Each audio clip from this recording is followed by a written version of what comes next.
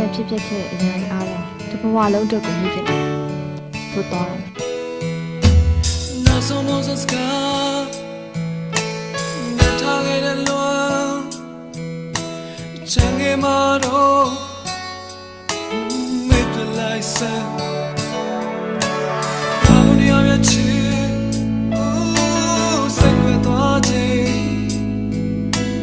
ငါမသိခဲ့လိုက်ဘူးမင်းရဲ့ချစ်ဆိုတဲ့တိမ်ပဲများလေ